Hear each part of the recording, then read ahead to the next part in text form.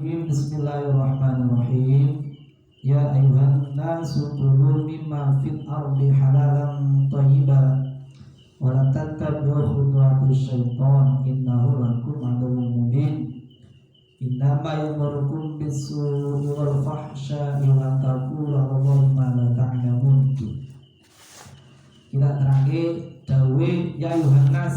Ya ayuhan nas ini nanti berarti dapat dipastikan ayat yang diawali dengan ya ayuhan nas itu jenisnya ayat-ayat yang diturunkan sebelum Nabi hijrah. Ayatnya jenis ayat Makkiyah. Oleh Ibnu Abbas berkata ayat ini itu menerangkan orang-orang yang mengharamkan bagi dirinya sendiri, bagi mereka semua, gak gelem maem unta yang liar, gak gelem maem unta yang belum melahirkan, dan gak gelem maem unta sing gak bisa mana. Jadi jenis-jenis unta. Dawi masalah kulu mimma fil ardi halalan thayyiban. Menungso sing koyo ngene yo sampean gak usah ngebon-ngebonne awak dhewe sampean. Makanlah dari sesuatu yang ada di bumi. Baik nanti minal harfi wal an'am, baik itu nanti termasuk sayur-sayuran, tanaman atau hewan ternak yang statusnya halalan thayyiban, halal dan lagi baik. Ay mubahan bi alla yakuna muta'al laqan bihi haqqul ghair. Halal atau ibadah di sini digambarkan dengan suatu kondisi barang tersebut tidak berhubungan dengan hak orang lain, itu namanya halal atau ibadah dalam ayat ini. Artinya halal itu ada dua makna nggih. Memang karena bendane niku ana sing haram, contohnya bawa khomer, ngoten nggih. Khomer itu gak usah sama colong, sama tunggu dewi, yang harus haram. Memang karena dasarnya bendanya sudah haram. Tapi enten itu bahasane zatnya bendanya itu halal, tetapi jadi haram karena bukan jadi milik sampean. Pelem, mangga, umne, gedang, petik, ngono kan. Itu halal, dasar maem. Tapi lek itu dari sampean jenenge haram, sampean kudu mendapatkan barang tersebut dengan proses muamalah yang legal syar'i, harus sesuai dengan syariat. Betul? Paham betul? Ku ngomongnya bahas hal haram. Biasanya kalau jauhi perkara sing halal dati, bendanya itu karena memang haram, nanti biasanya dalam kondisi darurat iku malah iso jadi napa jenenge jadi halal. Sampean mendem, itu sampean apa mendem? Seperti khomer ya, arak itu. Karena mau dalam kondisi normal kita kan nggak boleh. Moderalan yang mana iku cerita mampir nang warung ya kan, mau sego goreng, atau keselon ana dagingnya. Kate ngombe ternyata ngombe nih barang mendem tok, topi miring. Wah, lek gak ngono, bukan rumah sakit itu operasi. Dan ngombe ini gawe arak. Ya, lek gak ngono keseruan, niku mboten apa-apa. Nah, kondisi ini nanti bisa menuntut kita itu dalam kondisi darurat. Nah, lho, keseruan bahaya nggak sampean? Lah sampean gak sampekan, ayo mati sampean. Ya, tapi lek barangnya itu barang yang memang haram karena jadi milik orang lain, itu dalam kondisi darurat, apa gak iso halal. Sama sampean apa jeneng ngarani mlaku-mlaku terus kondisinya lawe banget terus enek pelem enek mangga lek gak mangan mati iku tetep sampean kudu golek izine sing duwe. Dan dalam kondisi darurat wong sing duwe iku kudu wae sampean. Dadi gak enek barang sing halal jadi haram karena milik orang lain itu gak bisa halal dalam kondisi kita darurat. Tetap kita harus minta izin yang bersangkutan. Paham betul kan? Nah itu halal sing dati sama halal liwiri dati itu kayak gampang. Tapi kemudian dianjurkan kan didawuhi dengan tendoin ini niki. Awet dewe itu urusan makam itu carilah yang sing halal sing haram sing secara legal syar'i dibenarkan. Gak usah terlalu fanatis. Artinya apa sih kata nabi? tradisi-tradisi sing menurut Quran itu nggak ada pengharaman, ya nggak usah diharamkan lah. Artinya ketika Quran, hadis, dahulu enek beberapa macam mungkin hewan yang sudah masuk kriteria demikian nggak boleh dimakan. Kayak sing hidup di dua darat, kukunya panjang, dua cakar dan macam-macam, jadi gigi ini macam-macam sing intinya itu memang ada dalil pengharamannya, maka yuk memang nggak boleh dimakan. Selain itu yang tidak termasuk dalam kategori yang diharamkan, yo jo sama haram ki, untuk sampean, paham karbu. Jadi gak usah terlalu kita ngegemi fanatisme, apa jeneng ngarani fanatisme kebudayaan. Tradisi-tradisi kuno yang menurut agama itu nggak boleh. Contohnya kan di Arab ini maem apa jeneng ngarani daging unta yang dari unta betina yang nggak bisa melahirkan, utawa yang belum melahirkan mereka nggak mau. Padahal aja nih unta ya apa dalam sisi keharamannya nggak enak. Ya tau hidup di daratan, nggak ada kuku panjangnya, giginya juga dawa nggak bertaring. Betul paham betul?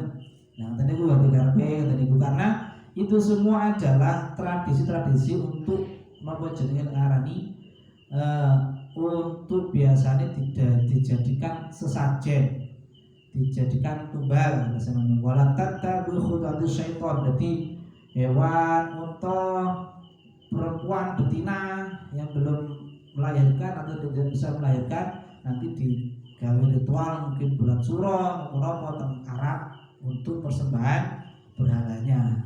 Gak berani makmane yang di makem sama berhala nih untuk sesajen berhala nih. Tadi paham ya? Jadi ini gampangannya ngerti niku. Innama yamurukum bis-su'i wal fahsya'i wa taqulu 'ala Allahi ma la ta'lamun. Innahu lakum aduwwun mubin. Innama yamurukum bis-su'i wal fahsya'i wa taqulu 'ala Allahi ma la ta'lamun. Namanya setan sampai kapanpun setan itu pasti tujuannya adalah untuk menjerumuskan manusia, menjauhkan manusia dari Tuhannya. Dan setan itu karakternya menginginkan kita itu melakukan sesuatu yang su dan fahsya. Napa niku kategori su? Perbuatan-perbuatan buruk, dosa-dosa yang apabila dilaksanakan tidak menimbulkan sanksi. Contohnya sama nyawa arah wedok ayu. Nah, itu auratnya wedok ayu disawangi, gak enak sanksi diculeken mripate gak enak. Paham gak? Gak enak. Tetapi kalau umpama contohnya faksa, itu adalah dosa-dosa yang menuntut adanya untuk disanksi. Contohnya nopo nyolong. Nama nyolong sudah melampaui batas minimum untuk dihad, untuk disanksi, maka harus disanksi. Itu tadi biasanya 1/4 dinar.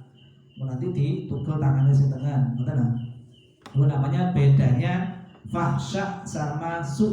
Makanya dewe itu paham, gak cukup kalau dewe iki maca maknani nerjemahkan Quran sesuai dengan teksnya, cukup dengan napa lek ngarani kamus, gak cukup. Kita harus ngerti dari ulama ternyata asu mengenai lafaz su ketika di Quran itu maka bermakna hal-hal buruk ay al-qabih min ad-dunubi allati la hadda fiha, yaitu dosa-dosa yang tidak menuntut pelakunya untuk diberi sanksi.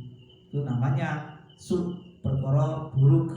Nah, kalau fahsya itu dosa-dosa yang menuntut pelakunya untuk diberi sanksi. Dan itu semuanya adalah untuk rekadaya setan nanti benato teko pangeran. Walaupun su itu intinya dosa-dosa kecil, tidak ada sangkutannya sama orang lain tapi itu didikake mengalahkan kita dari Gusti Allah. Wa antaqulu 'ala Allahi ma la ta'lamun. Dan setan itu senengane memanas-manasi kita untuk mengatakan sesuatu yang mengatasnamakan Allah.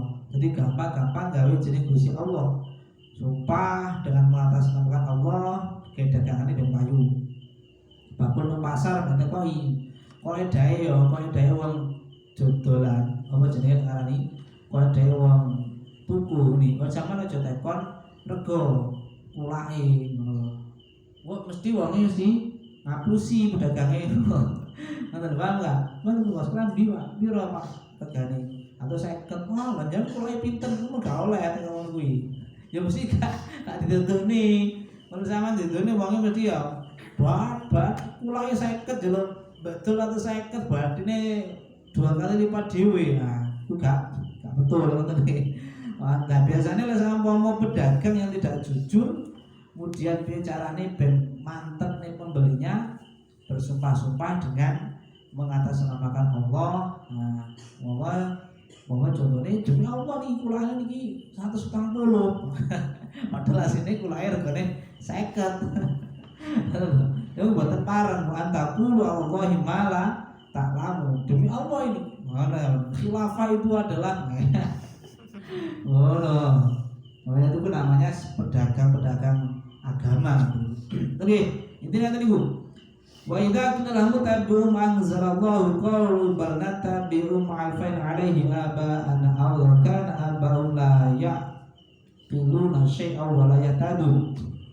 Nah, apabila orang-orang musyrik Arab, orang-orang yang tradisi kuno niku diaturi, dikei saran Mas, tradisi kayak gitu tuh jangan diteruske. Kembalilah ke jalan Allah sesuai dengan sunnah Rasul dan petunjuk kaidah-kaidah dari para ulama. Mereka jawab, "Ga bal nattabi'u ma alfain 'alaihi aba'ana." Kami hanya mengikuti apa-apa yang dilaksanakan oleh orang tua kami. Jawab Gusti Allah, "Awalau kana aba'uhum la yaqiluna syai'an wa la yahtadun." Iki ngomongke apakah mereka para kufar musyrikil Arab, kufar Makkah itu tetap mengikuti bapak mereka, padahal bapak mereka itu tidak mengerti agama sama sekali dan tidak mendapat hidayah. Dari niki dapat dipahami wong yo aja manat disero bapake sepuhe, yang dijadikan ukuran adalah keilmuan dan amalnya. Oke, saya ngomongke tradisi Arab sing mungkin itu namanya masa jahiliyah. Nanti dikaitkan dengan namanya agama-agama yang lain.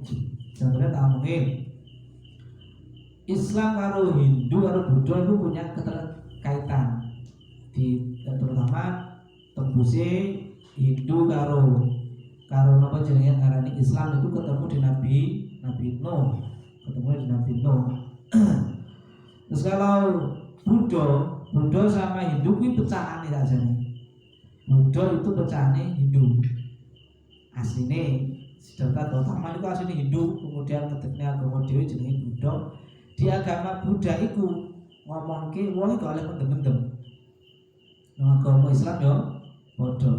Ya ta? Nang agama Islam ngomongke gak oleh mangan daging babi, daging celeng, daging kirek, ngono ta? Kuwi terbatas oleh daging-daging sing kuwi. Nang agama Buddha daging kabeh. Gak oleh mangan daging Buddha biasanya. Nah, gak oleh. Tapi nang agama Hindu, wong sing ingin mancing kesempurnaan iku memang dianjurkan gak oleh mangan daging. Dalam agama Islam, apa oleh Pak mengharapkan daging kuwi? Lek niate gawe ngempet apa jenenge lek ngaran ngempet syahwat, ngempet nafsu iku apik. Tapi jangan sampai kita punya prinsip supaya ada namanya bilaruhin kul poso bilaruhin, makan makanan tidak bernyawa itu loh. Bukan jadi kan mirip-mirip karo tradisi apa jenenge Buddha karo Hindu, tapi kitanya itu benar sama mereka. Itikad kita itu kita tidak makan daging bukan karena kita ngikuti ajaran mereka, tapi di dalam rangka untuk ngempet atau kontrol nafsu. Enek Pak, ada seorang wali di Mesir itu pernah punya kejadian nggak makan iwak-iwak itu goro-goro kenapa? Goro-goro ngerti punya putri yang putrinya itu lebih makrifat daripada ayahnya yang mengetahui bahwasanya mancing golek iwak, kemudian iwaknya dicekel bapaknya, dikongkon gowo anaknya, karo anaknya diculne, karo anaknya karo bapak tapi lho, lha apa mbak culne, wong lek mancing suwi ya, dawe anaknya lah, piye tuh mbak, lah wong iwake mau maca tasbih. Saya nggak mungkin loh maaf hewan makhluk hidup yang bertasbih kepada Allah. Itu dan akhirnya Syekh Dinul itu tidak maaf iwak, tidak maaf iwak karena niku, dan niku betul apa dalam urusan kita nama jalan arani ben ikut tergolong namanya ilmu hikmah. Ulama-ulama tertentu yang mempunyai penglihatan bahwasanya ketika kita menjauhi makanan semacam ini kita akan mendapat fadilah ini. Kalau mau coba aku nggak mau iwa-iwa bila ruhid dengan tujuannya apa? Jadi banas ben lipat untuk otaknya ben semakin cerdas. Saja lo kulaan gak usah iwa-iwa, susu nggak usah, ben mudah pinter, bukan terlalu kawah-kawah lah, bukan terlalu ngeblank, ngomongnya toleh, kurang loh. Lalu pernah saya aturkan itu, akhirnya saya ketemu satu dawuh Sayyidina Ali di kitab Mustalahul Arifin ngomong ke Sayyidina Ali, wong kok gak mangan daging 40 dino, ngono sih. Iku tuh iso meslek. Akhirnya tak sama bahas. Lepas sih kok jenengan ngengken kula poso bila ruhin, tetapi kula kok dawi menangi dawuh Sayyidina Ali ngeten, wong lek gak mangan daging 40 dino gak mangan daging utek iso meslek. Jadi bahas ilmu gak kuit tok. Nah, jadinya ngono ya wis aku nderek. Lah aku nderek Sayyidina Ali kan kadon. Lek kanggo aku masalah kudu kan guna. Lha iku lho aku takno Sayyidina Ali wae wis. Akhire yo kakean daging meslek pol. Sing lek kurang daging meslek iwo, kakean daging meslek lengen. Odo-odo meslek itu ki. Tengene guru wis. Jadi intinya aja nih kita bahas agama yang mau tak cukup nih keterangan-keterangan Hindu Buddha dewi ben ngerti. Ajane sing paling penting manusia itu kalau ngamalnya agama dewe-dewe gak usah oyo-oyoan. Tapi apa bener agama kabeh padha jelas gak padha, jelas gak padha. Ade kudu tetep yakin ade sebagai orang mukmin tetap meyakini Islam itu agama yang paling diridhoi Allah. Gak oleh mengatakan agama lain itu juga sama seperti Islam sama dengan gak oleh. Itu toleransi moderasi beragama sebablasan. Betul, paham? Ya tetap kita menghormati mereka ibadah terserah, kita gak ganggu, itu sudah cukup toleransi yang itu. Kita gak perlu dolan nang apa jenenge tempat ibadahnya wong Kristen.